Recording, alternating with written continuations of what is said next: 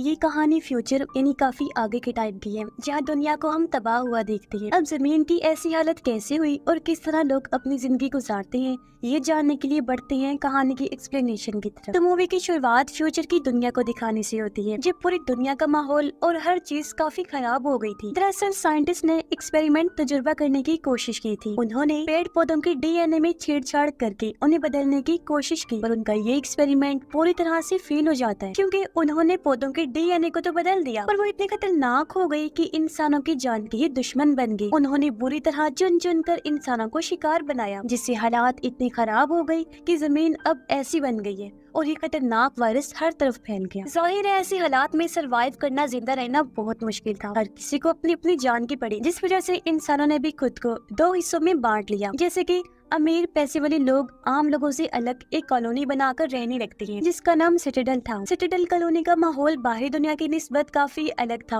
वो रहने लायक था और वहाँ किसी चीज की तंगी नहीं। वहाँ की जमीनें भी काफी अच्छी थी। साथ ही सिटाडेल के लोगों ने अपने बीजों को ऐसे बदल दिया था कि वो कुछ भी उगा सकते थे। मगर सिटाडेल के लोग बाहर के लोगों को बीज तभी दिया करते थे जब उन्हें उनके खून या ऑर्गन, जिसके किसी हिस्से की जरूरत होती, खून और ऑर्गन के बदले बाहर वाले बेचारे लोगों को बीज हासिल करने पड़ते थे। मगर उन बीजों को भी सिटाडेल वालों ने इस तरह लॉक किया था कि बाहर के लोगों को बस एक ही तरह की फसल मिल सकती थी, और कुछ बीजों को तो अनलॉक करने के लिए कोड की जरूरत पड़ती थी, जिससे हम अंदाजा लगा लेते हैं कि ऐसे में बाहर के लोगों के लिए सरवाइव करना बहुत ही मुश्किल था। इसके बाद हम कहानी की मेन कैरेक्टर एक लड़की को देखते हैं, जिसका नाम वेस्पर था। ये जिसके नाम पर ये मूवी बनी है। वेस्पर बाहरी दुनिया में अपने पैरालाइज्ड डैड के साथ रहती थी। उसके डैड चल फिर नहीं सकते थे, उनकी हालत भी बहुत खराब थी। अब उसके डैड पहले सिटाडेल वालों के लिए ही काम करती थी और वही रहा करती थी, पर धीरे धीरे जब उसकी डैड पैरालाइज हुई तो सिटाडेल वालों ने उन्हें बाहर निकाल दिया। मदद के तौर पर उन्हें बस एक ड्रोन जैसा दिखने वाला रोबोट दिया, ताकि इसके जरिए वो किसी से मदद मांगने के लिए राब्ता कर सके। अब इस ड्रोन रोबोट में वेस्पर के डैड के दिमाग का कुछ हिस्सा डाल दिया गया था और उनका बाकी सारा जिस्म तो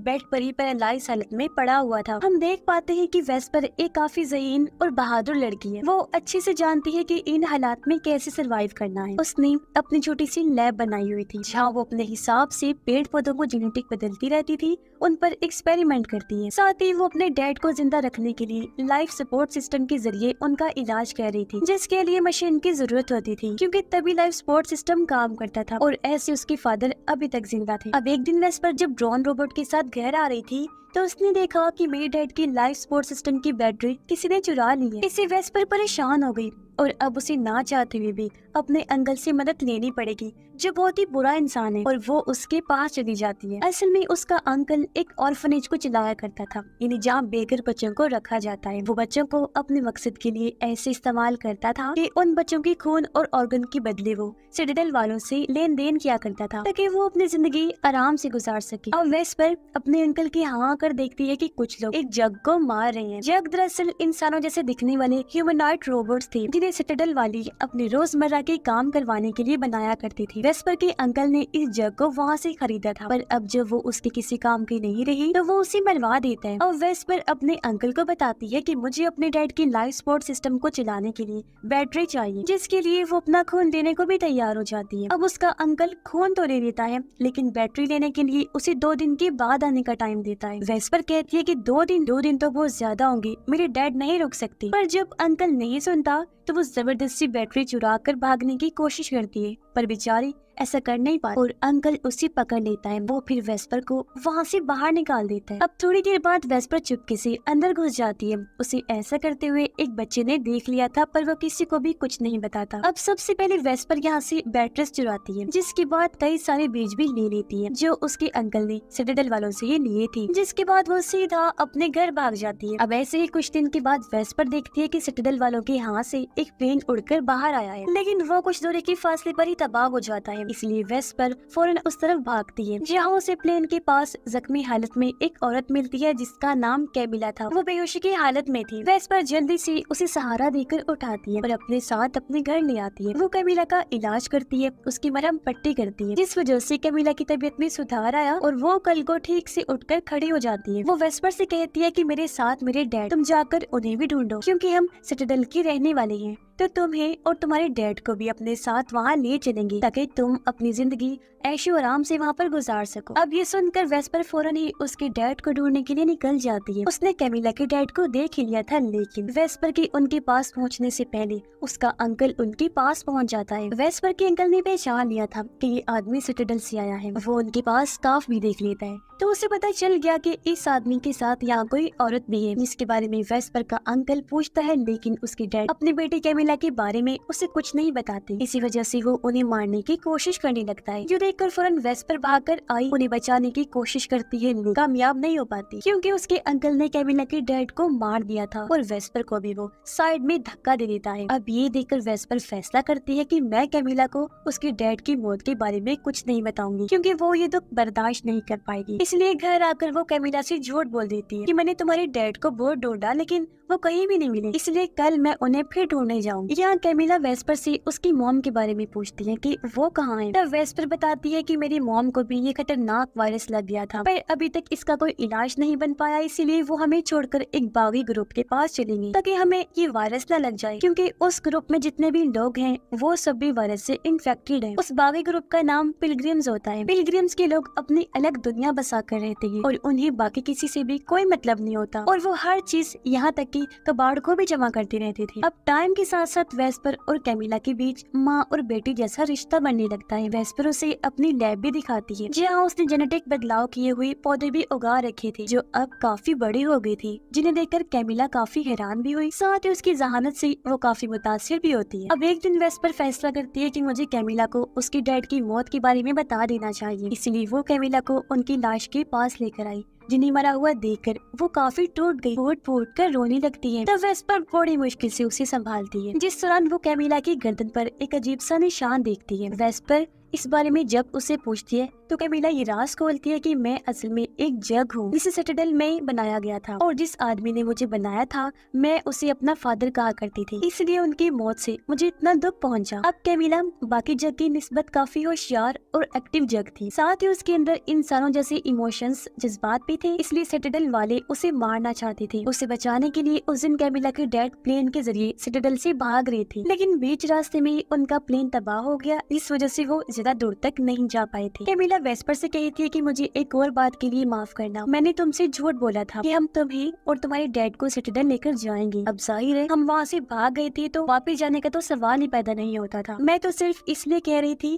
ताकि तुम डैड को ढूंढ लो। ये सुनकर वेस्पर को काफी बुरा लगता है। वो कैमिला से नाराज होकर उस पर काफी गुस्सा करती है कि तुमने मेरा दिल तोड़ा है क्योंकि उस बात के बाद मैंने तुम्हें आखिरी उम्मीद समझना शुरू कर दिया। घर आने के बाद वेस्पर के डैड ड्रोन रोबोट के जरिए वेस्पर से बात करती है और उसे समझाते हैं कि बेटा तुम्हें कैमिला को माफ कर देना चाहिए क्योंकि वो इस टाइम काफी दुखी है, टूटी हुई है। तब अपने डैड की बात मानकर वेस्पर उसे माफ कर देती है और उसके साथ बात करने लगती है। अब एक दिन वेस्पर को याद आया कि क्योंकि कैमिला भी सिटाडेल से आई है तो हो सकता है कि इसके खून, डीएनए और सेल से लॉक हुए बीजों को अनलॉक किया जा सके, लॉक्स को तोड़ा जा सके जिससे बीज इस्तेमाल के काबिल बन जाएंगे। वेस्पर ऐसा करती भी है लेकिन कोई फायदा नहीं होता, जिस वजह से वेस्पर मायूस और परेशान हो जाती है। उसे परेशान देखकर कैमिला एक म्यूजिक बजाती है जो उसे उसके डैड ने सिखाया था। तो उनके बचते ही कैमिला की सेल की मदद से वो बीज अपने आप ही अनलॉक हो जाते हैं, यानी इसका मतलब था कि इस धुन में बीजों को अनलॉक करने का कोड था और इसी वजह से कैमिला के डैड ने उसे म्यूजिक सिखाया था। वेस्पर ये सोचकर काफी खुश होती है कि अब इन बीजों की मदद से जितने चाहे और जो जो चाहे वो फसल उगा सकती है, जिससे हम भी अपनी जिंदगी ऐशो आराम से गुजार सकते हैं सिटाडेल जैसी, और हमें वहाँ जाने की भी जरूरत नहीं पड़ेगी। अब एक दिन जब वेस्पर घर पर नहीं थी तो यहाँ उसका अंकल आ जाता है। वो जब कैमिला को यहाँ देखता है तो उसे अपने साथ ले जाने लगता है, पर जब उसकी नजर कैमिला के गर्दन पर बने निशान पर गई तो उसे ये जानने में देर नहीं लगती कि ये लड़की असल में एक जग है। लेकिन इससे पहले वो कैमिला के साथ कुछ करता यहाँ तभी वेस्पर भी आ जाती है और ये दोनों उसके अंकल पर हमला कर देती हैं और दोनों मिलकर उसे काबू कर लेती हैं। अब वेस्पर अपने अंकल को नहीं मारती, वो उसके सामने एक शर्त रख देती है कि अगर तुम सिटाडेल के लोगों को कैमिला के बारे में कुछ नहीं बताओगी तो मैं तुम्हें उन बीजों को अनलॉक करने का फॉर्मूला बताऊंगी, जिससे तुम और तुम्हारे ऑर्फनेज के बच्चे कभी भूखे नहीं मरेंगे। अब पहले तो उसका अंकल शर्त के लिए मान जाता है, लेकिन उसके अंदर जरा इनाम पाने की लालच आ गई थी, इसलिए वो घर वापस आकर सिटाडेल वालों से राब्ता करता है और उन्हें वहाँ कैमिला और बीजों के अनलॉक होने के बारे में बता देता है। इसलिए रात होते ही सिटाडेल के रेंजर्स अंकल के पास आए। वो सबसे पहले उसे मारते हैं, क्योंकि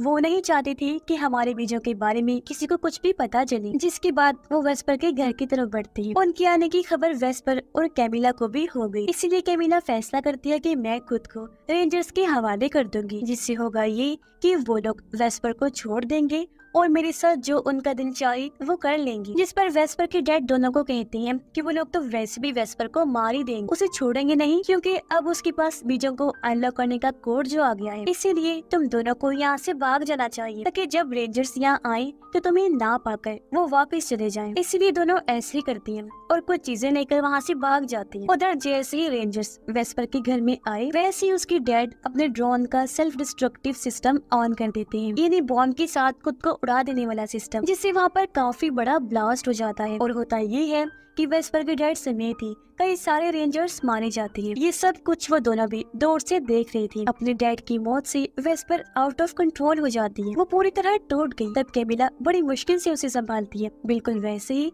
जैसे वेस्पर ने उसे संभाला था। लेकिन कुछ रेंजर्स जो बच गए थे इनका पीछा करने लगते, क्योंकि उन्होंने दोनों को देख लिया था, जिस वजह से उन्हें वहाँ से भागना पड़ता है। अब ये लोग जहरीले पौधों के बीच में आ गए थे। इनके पीछे रेंजर्स भी थे, और क्योंकि कैमिला को इन जहरीले पौधों के बारे में पता था, इसलिए वो दो रेंजर्स को यह फंसा कर मार देती है। जिसके बाद इन्हें दो और प्लेन्स के आने की आवाज सुनाई दी, यानी कि इतनी आसानी से वो कैमिला की जान छोड़ने वाली नहीं थी। ये बात कैमिला को भी पता चल चुकी थी, इसलिए वो फैसला करती है कि अब मैं खुद को रेंजर्स के हवाले कर दूंगी, ताकि वेस्पर उन बीजों के साथ आसानी से यहाँ से निकल सके। पर वेस्पर उसे ऐसा करने से रोक रही थी, लेकिन कैमिला ने तो फैसला कर लिया था जाने का। अब कैमिला के पास किसी को भी सुनाने की ताकत थी, जिस ताकत से वो वेस्पर को भी गहरी नींद में सुला देती है। और अगली सुबह जब वेस्पर की आँख खुली, वो देखती है कि कैमिला यहाँ पर नहीं है, जिसका मतलब साफ था कि वो रेंजर्स के साथ सिटाडेल वापस जा चुकी है। और वेस्पर भी अपने घर आती है, जहाँ सब कुछ तबाह बर्बाद हो चुका था। वो अपने घर की जमीन में कुछ बीज गाड़ देती है ताकि यहाँ फसल उग सके। तभी उसके पास कुछ बच्चे आ जाते हैं, जो दरअसल उसके अंकल के ऑर्फनेज के बच्चे थे। अब उन बच्चों को लेकर वेस्पर पिलग्रिम्स यानी बागी ग्रुप के पीछे जाती है, ताकि उन्हें कोई मदद मिल सके। जहाँ आकर वो देखती है कि पिलग्रिम्स ने कबाड़ इकट्ठा करके एक काफी बड़ी टावर जैसी बिल्डिंग बनाई हुई है, जिसके ऊपर वेस्पर चढ़ के उसके बिल्कुल ऊपर आ जाती है। और उसके पास जो बीज थे